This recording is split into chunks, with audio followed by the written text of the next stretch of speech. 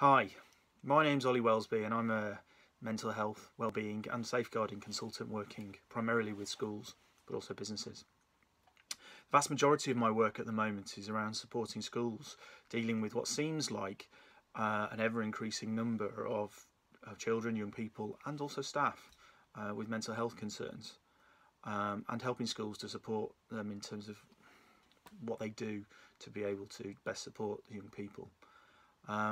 We know that and there's a lot of data produced around mental health and a lot of stories almost daily in the media.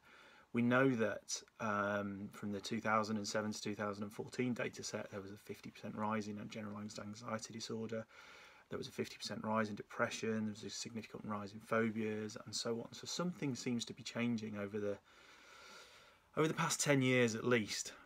We also know that the support services such as CAMS are struggling to cope with the numbers.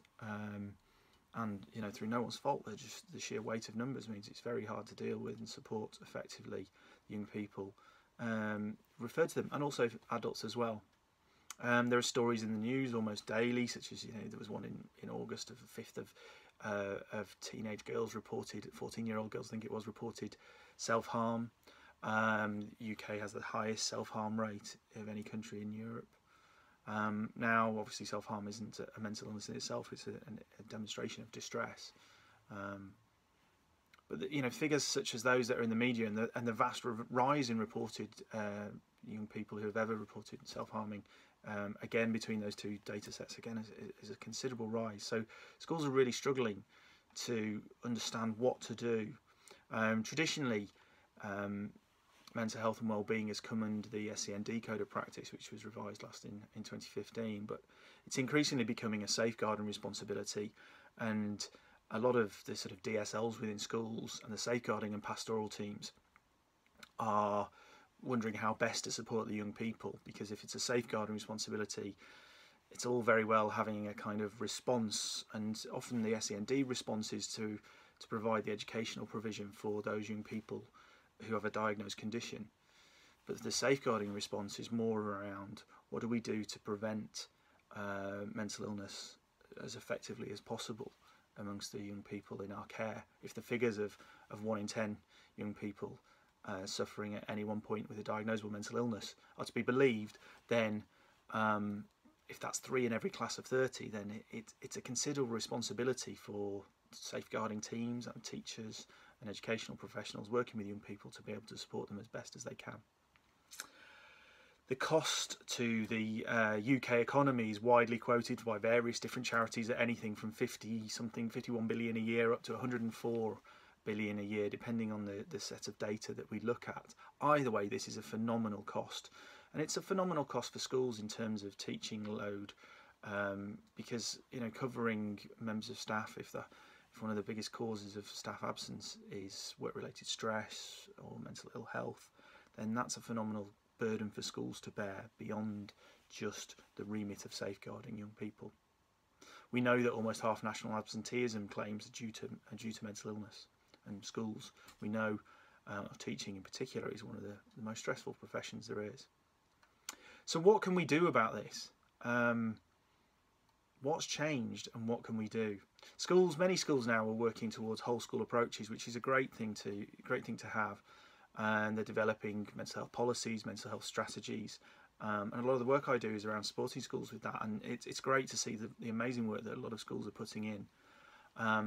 But what do we do to support the young people? It's all very well having a whole school approach, but what does that actually involve?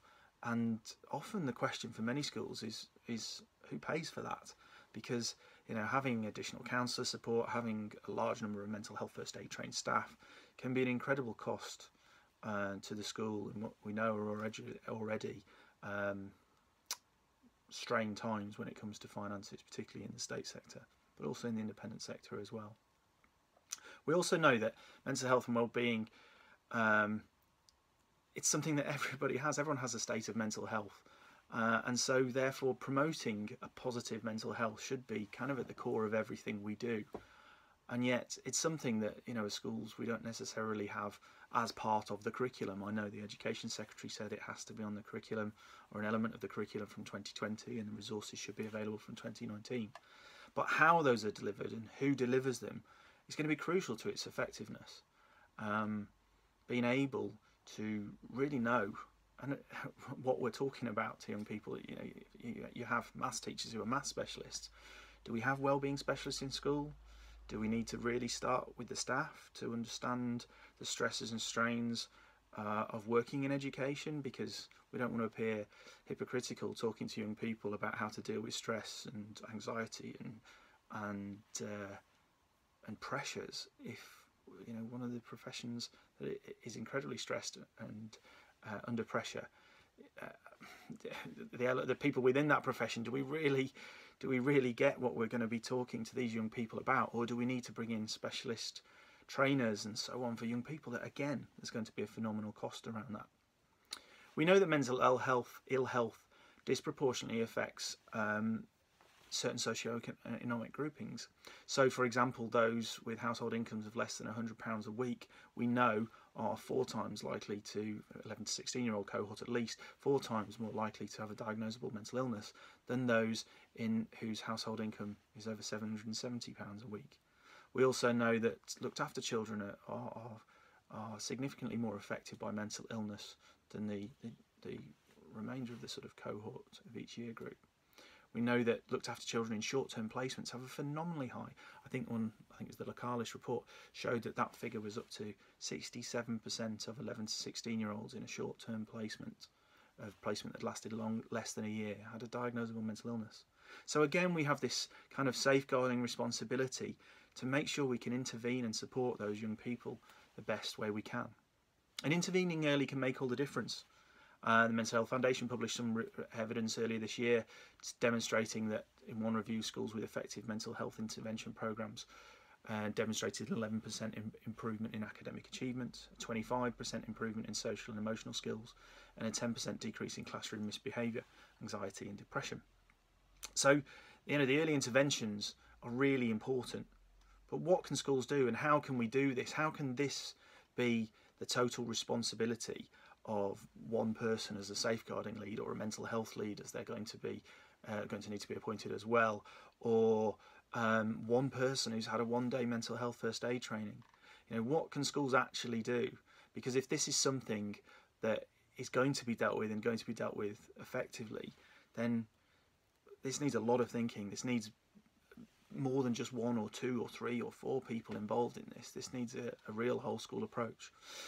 So aside from the sort of SENCO working on the SEMH pathway and then having an effective mental health strategy that involves this is the provision for all young people that we have in the school and this is what we do in terms of responding, we need things such as a designated senior member of staff appointed to be in charge of mental health provision, someone with that strategic responsibility to be able to affect things from SLT level discussions down. We need whole staff awareness training, similar to safeguarding training. All the staff need to know what the signs, symptoms and how to respond and so on. It can't just be a core few members of staff. Having action groups, members of staff who are interested and want to take part is crucial. Student action groups as well, really keeping this on the agenda and getting people who want to get involved to take the lead in many cases. We need effective monitoring and reporting systems in place. I know there's lots of digital systems at the moment that are really useful in this regard. Having a member of staff whose specific job is to kind of triage members of staff and students who are reported to need some support, just to identify what we can do as soon as possible. Having a large number of mental health first aid trained members of staff is absolutely crucial as well. Knowing how to respond effectively. You wouldn't just have one physical first aider in the school. Having a preventative curriculum such as mindfulness within the curriculum, absolutely important as well. Having a development plan that includes resilience, well-being, mental health on it over the next 3 years is something that's absolutely crucial. Having specific mental health awareness sessions, tutor programs, assemblies in PSHE. Having bespoke stress management sessions for key groups such as exam groups, parental workshops. Those things are all things that are kind of achievable in a relatively short space of time. And then also working effectively with external charities and groups and agencies that are able to come in and provide support. there's lots that schools can do, and there's lots that schools are doing already, and there's some great practice out there. So it's really important to just try and build on that whole school approach and policy and try and embed it into all aspects of school life. Okay, thank you.